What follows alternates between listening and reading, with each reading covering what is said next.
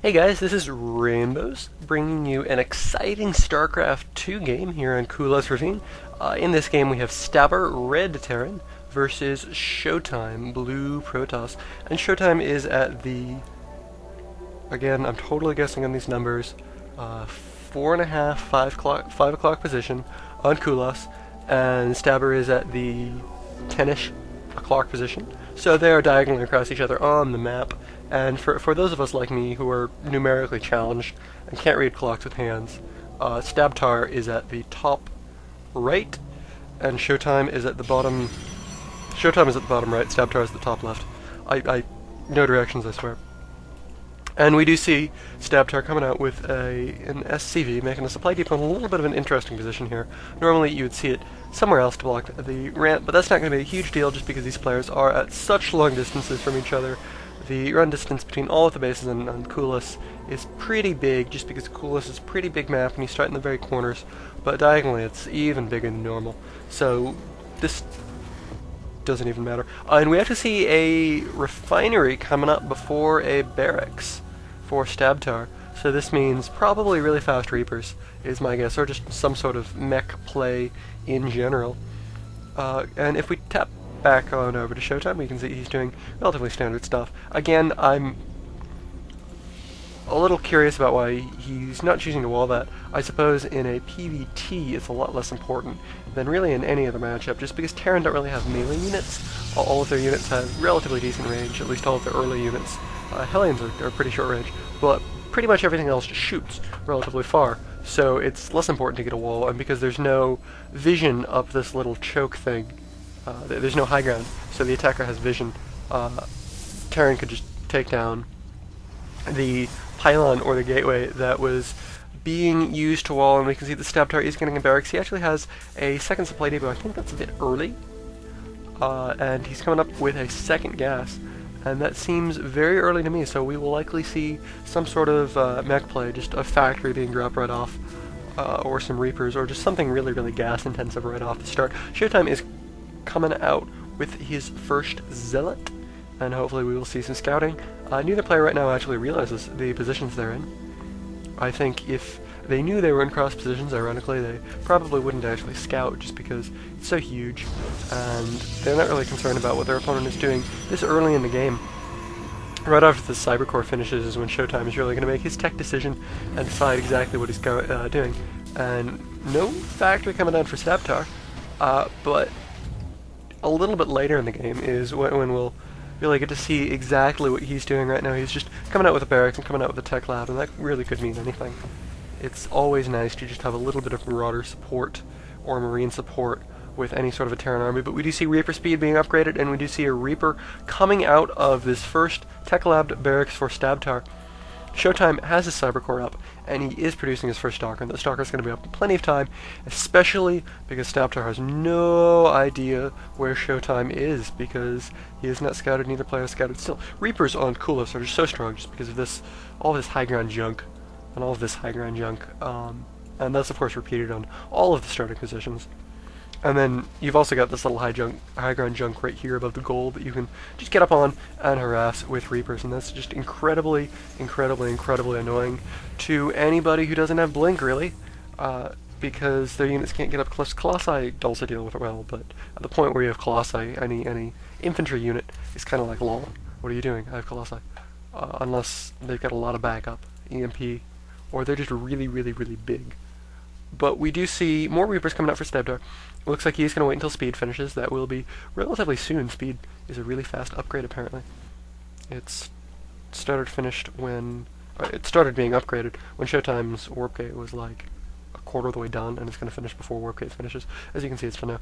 And we actually have a engineering bay going on for Stabtar, so he's definitely going to stick with some sort of infantry, or he's just really worried about anti-air, and he's going to get a couple of turrets. We will see which momentarily. Showtime, in the meantime, is just adding on a whole bunch of gateways. Looks like he's going to just mass gateway unit throw on. He's got to try that Council down so he can get some upgrades, or possibly just upgrade those gateways to be able to produce DTs or HTs with another tech building. He's got plenty of minerals, and he's also supply blocked himself. I would love to see him expand right now. And we see Stabtar is doing a little bit better of a job managing, but he's still spamming Reapers, which is a little bit interesting.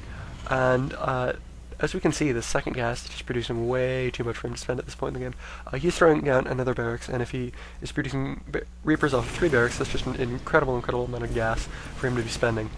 So he'll probably chew through that momentarily. He's moving out with 4 or 5 Reapers right now. I actually don't have all of them selected. 5 Reapers right now. Showtime is taking my advice and expanding. I'm just gonna, whenever I vaguely suggest something, then it's just me. I'm the one with all the good decisions.